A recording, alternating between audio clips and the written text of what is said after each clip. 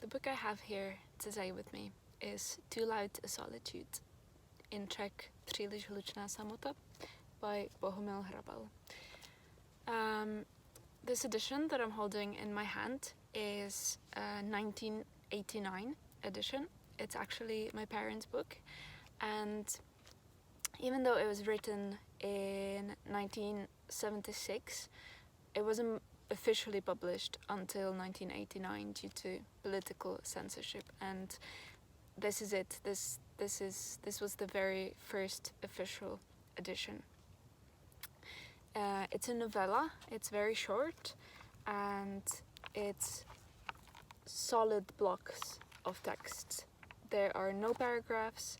The sentences are very, very long, but they do have a certain rhythm reminiscent of verses. And the reason for why it's written like that is because it's essentially a meditative monologue.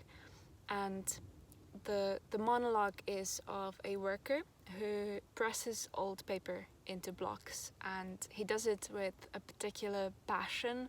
He adds old paintings and old books into the blocks, and in his head he sees them as this piece of art that he has created, and his dream for when he gets old is to buy the old press that he works with and press paper blocks for his own pleasure, blocks that he will be able to keep and admire just for himself.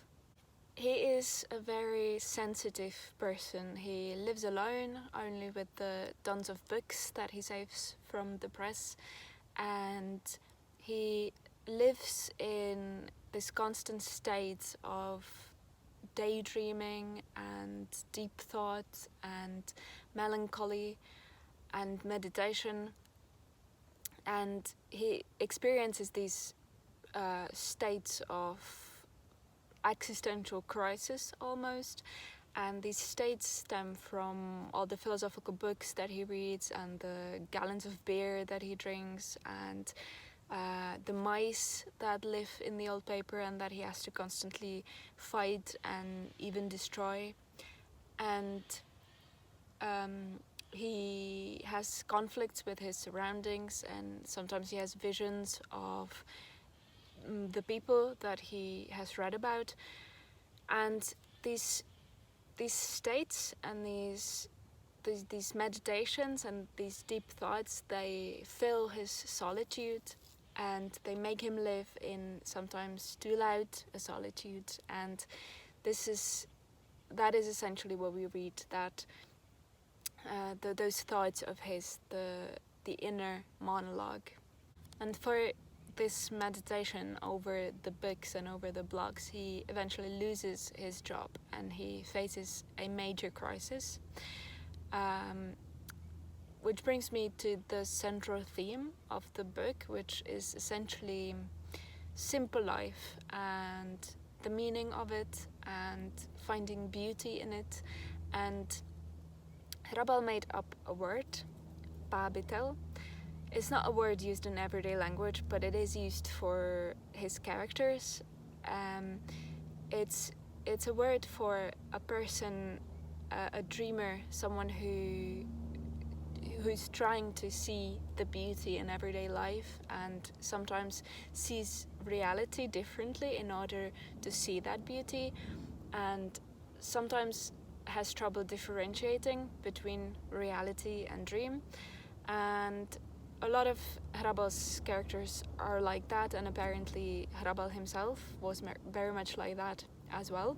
Books also play a very important role in this book, and other things. Obviously, I personally found it quite humorous at times. It's interesting to note that this is actually the third version of this book. The first version was written as poetry. The second was written as prose, but with very informal language. And the third version, which is this one, is prose written in formal language. But as I said in the beginning, it still has that rhythm to the very long sentences, and it almost reads like poetry. I had no idea what I was going into when I started reading this book. I have to say that at the beginning I struggled a little bit. I kept losing attention and I had to keep rereading sentences over and over again.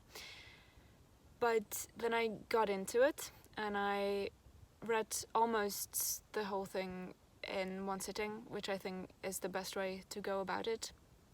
And in the end, I actually genuinely enjoyed this very short book, so I do recommend.